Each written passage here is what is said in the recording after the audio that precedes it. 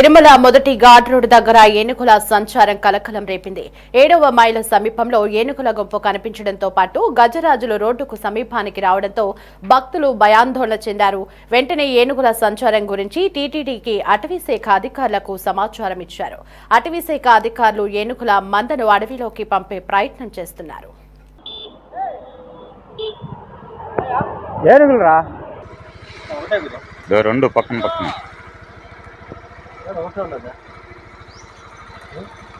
దాని పక్కన ఇంకోటి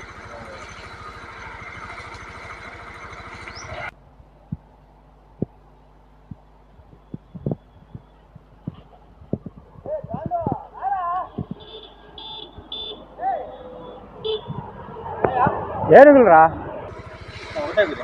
రెండు పక్కన పక్కన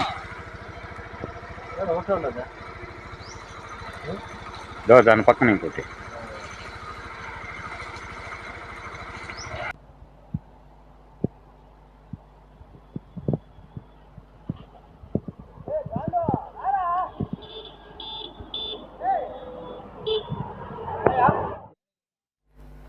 తిరుమల మొదటి ఘాట్ రోడ్డు దగ్గర ఏనుగుల సంచారం కలకలం రేపింది. 7వ మైలు సమీపంలో ఏనుగుల గుంపు కనిపించడంతో పాటు గజరాజులు రోడ్డుకు సమీపానికి రావడంతో భక్తులు భయాందోళన చెందారు. వెంటనే ఏనుగుల సంచారం గురించి టీటీడీకి అటవీశాఖ అధికారులకు సమాచారం ఇచ్చారు. అటవీశాఖ అధికారులు ఏనుగుల మందను అడవిలోకి పంపే ప్రయత్నం చేస్తున్నారు. రైట్గా ఇదే అంశానికి సంబంధించి మరింత సమాచారం మా ప్రతినిధి గిరినాథ్ రెడ్డి ఫోన్ ఇన్ లో అందించడానికి సిద్ధంగా ఉన్నారు. గిరినాథ్ రెడ్డి, చెప్పండి, తిరుమల మొదటి ఘాట్ రోడ్ లో ఏనుగుల గుంపు హల్చల్ చేసినట్లుగా తెలుస్తోంది. మరి అటవీశాఖ అధికారులు ఆ ఏనుగుల్ని అడవిలోకి పంపేందుకు ఎలాంటి ప్రయత్నాలు చేస్తున్నారు? ప్రస్తుతం అక్కడ ఏనుగుల గుంపు ఉందా, వెళ్లిపోయిందా, పరిస్థితి ఏంటి?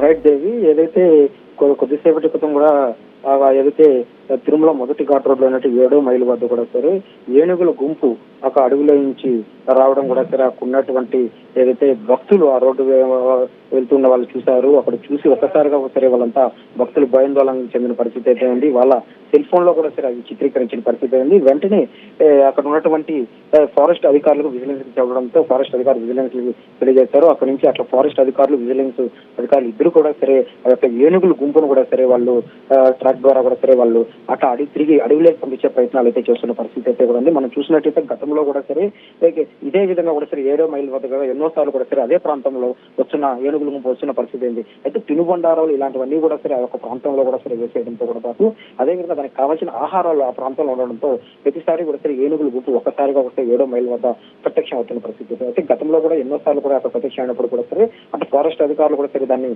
వెనక్కి పంపించిన పరిస్థితి అయితే ఉంది. అయితే ఒకసారిగా ఏనుగు గుంపులు చూసినట్టు భక్తులు తీవ్ర భయాందోళనకు గురైన పరిస్థితి అయితే కూడా ఉంది.